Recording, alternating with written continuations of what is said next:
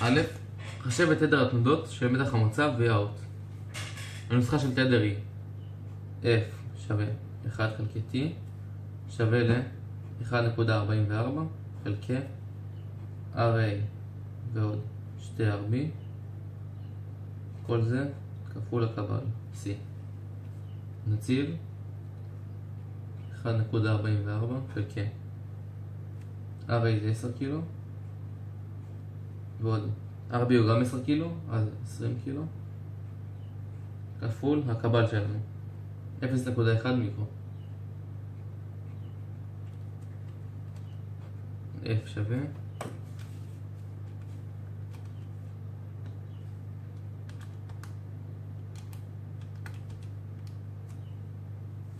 480.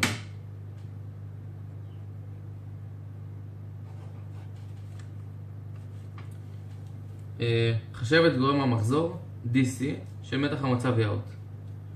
הנוסחה של דיוטי סייקל DC שווה ל-T1 חלקי T. מה זה T1? T1 שווה ל-0.693 כפול RA ועוד RB, כל זה כפול C. נציב 0.693 כפול 20 קילו, RA ועוד RB זה 20 קילו, כפול 0.1 מיקרו. T1 שווה 0.693 כפול 20 קילו כפול 0.1 מיקרו.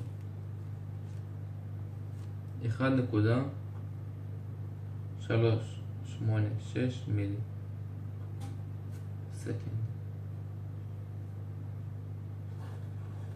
היחידות של תדר זה הרץ, כאן יחידות. עכשיו T גדול, T גדול שווה ל-1 חלקי F שווה ל-1 חלקי 480 שווה ל 2.08 מילי סקנד. אז ה-DC שלנו שווה ל T1 חלקי T שווה ל 1.386 מילי חלקי 2.08 מילי, מילי ומילי מצמצם, שווה ל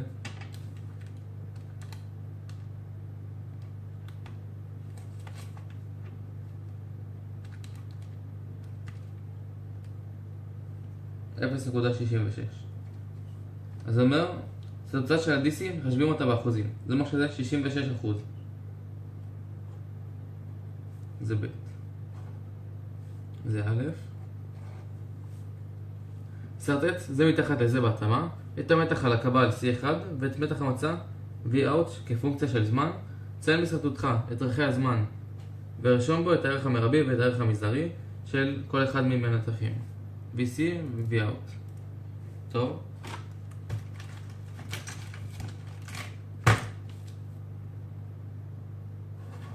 נעשה ציר של זמן וציר של מתח. זה זמן, זה מתח. עכשיו יש לנו 66% כלפי מעלה ורק 33% כלפי מטה.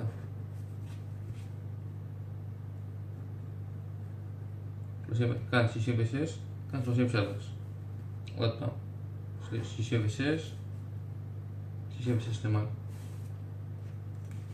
עכשיו, המתח המרבי כאן יהיה לי כמו ה-VCC כאן, כמו ה-12 וולט. המתח שהרכיב מקבל 12 וולט, והוא מתחיל מ-0 כאן. עכשיו צריך לחלק את הקטע הזה לשלושה חלקים. את ה-12 הזה נחלק אותו לשלישים. אז הראשון יהיה 4, השני יהיה 8. עכשיו, המתח של הקבל, נחליף את, הוא ניתן לשני שליש, מתפרק לשליש. ניתן לשני שליש, מתפרק לשליש. ניתן לשני שליש, מתפרק לשליש. ככה. זהו. זה ג'.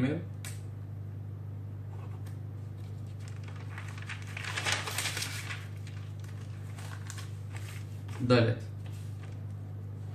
מצא ערכים חדשים ל-RA ו-RB, ערך הקבל C1 לא משתנה, כך שיתקבל גורם מחזור DC של 0.6 עבור אותות עדות נודות שחישבנו בסעיף א'. אז יש לנו את אותו F, זאת אומרת שיהיה לנו גם את אותו T, כי ה-T בנוי מה-F. DC שלנו עכשיו הוא יהיה 0.6 ו-T1 שלנו הוא שווה ל-0.963 כפול RA ועוד RB כפול הקבל שלנו שהוא 0.1 מיקרון. נציב את הנתונים בנוסחה של DC שווה T1 חלקי T, 0.6 שווה ל-0.693 כפול RA ועוד RB כפול 0.1 מיקרו חלקי ה-T הגדול שלנו. ה-T הגדול שלנו מקודם יצא 2.08 מילי. 2.08 מילי. טוב, עכשיו נפתח את זה.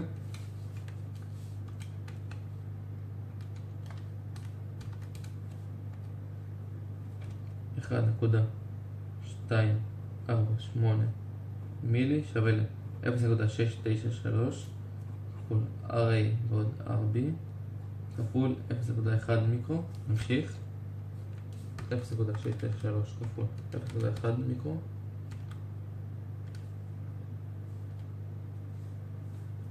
.248 מילי שווה ל-69.3 ננו כפול RA ועוד RB.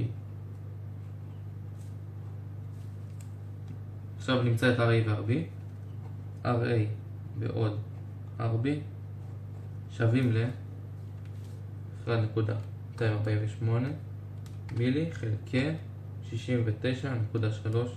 ננו. זה שווה ל-18 קילו. עכשיו, ביקשו ממני מצא ערכים חדשים ל-RA ו-RB. זאת אומרת שאני יכול לקבוע כמה RA יהיה שווה וכמה RB יהיה שווה. אבל העיקר חשוב ששניהם ישלימו ל-18 קילו. זאת אומרת שאחד נגיד אני יכול לקרוא לו 10 קילו ושני יהיה 8 קילו. זהו, זה סעיף ד'.